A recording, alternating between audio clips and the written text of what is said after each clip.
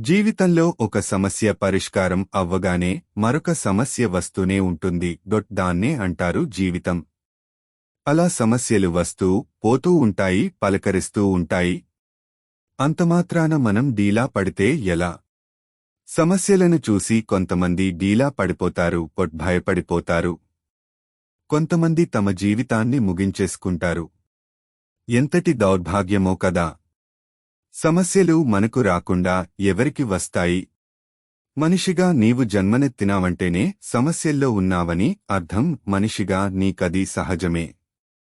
వీలైనంతవరకు సమస్యను సమస్యలా చూడకండి, మీ జీవితంలో ఒక భాగంలా చూడండి.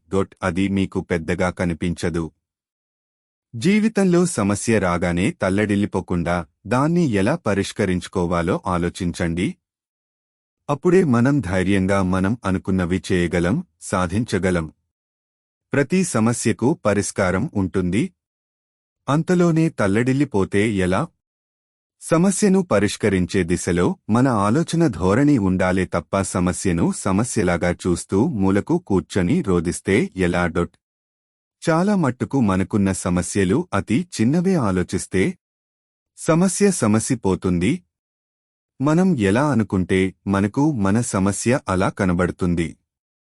సమస్యలను పక్కన నెట్టి ప్రయత్నిస్తూ ముందుకు సాగితే తప్పకుండా మనం అనుకున్న లక్ష్యాన్ని చేరుకోగలం. దానికి కావాల్సింది కేవలం కాస్త ఓపిక, ప్రయత్నంవాదం. మనపై మనకు విశ్వాసం మాత్రమే.